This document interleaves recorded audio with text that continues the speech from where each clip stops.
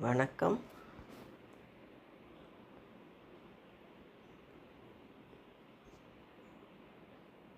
இன்று பிரதோஷ நாள். நமக்கு ஏற்படும் துக்கங்களை போக்க இந்த சக்தி வாய்ந்த ஸ்லோகத்தை தினமும் அல்லது பிரதோஷ நாளில் கேட்டு அல்லது படித்து நம்முடைய தொல்லைகளையும் துன்பங்களையும் நீக்கிக்கொள்வோம். லிங்காஷ்டக ஸ்லோகங்கள். பிரம்ம முராரி சுரார்ச்சிதலிங்கம் நிர்மல பாஷித சோபிதலிங்கம்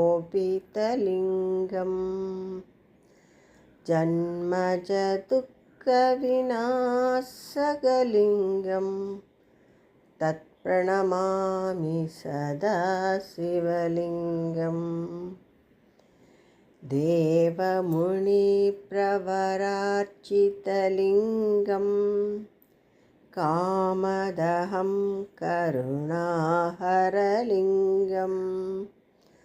ராவணதர்ப்பவிநாசகலிங்கம் தத் பிரணமாமி சதா சிவலிங்கம்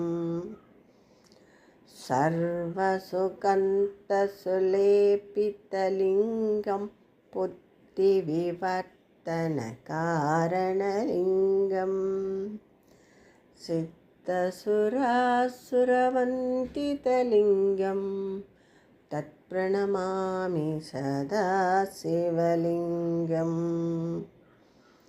கனகமகாமணிபூஷிதலிங்கம் பணிபதிவேஷ்டிதசோபிதலிங்கம் தர்ஷசுயஜ்ஞவிநாசனலிங்கம் தத் பிரணமாமி சதா சிவலிங்கம் குங்குமசந்தனலேபிதலிங்கம் பங்கஜஹாரசுசோபிதலிங்கம் சஞ்சிதபாபவிநாசனலிங்கம் தத் பிரணமாமி சதா சிவலிங்கம் தேவகணார்ச்சிதசேவிதலிங்கம் பாவயர்பக்தி பிரவேசலிங்கம்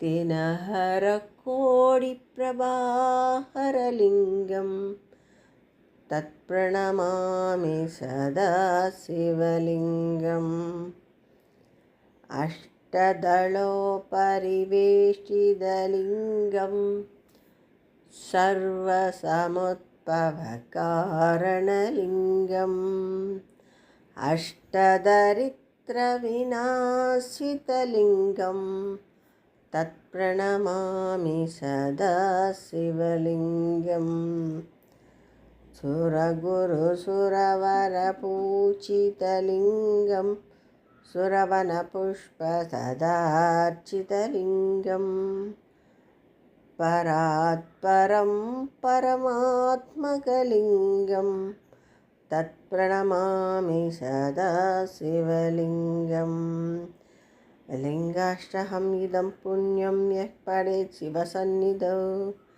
சிவலோகமவாப்னோதி சிவேன சகமோததே. இது ஆதிசங்கரர் அருளிய லிங்காஷ்டகம். மிகவும் சக்தி வாய்ந்த பாடல். இந்த பாடலை கேட்டு இறையின் அருளை பெறுவோம். நன்றி, வணக்கம்.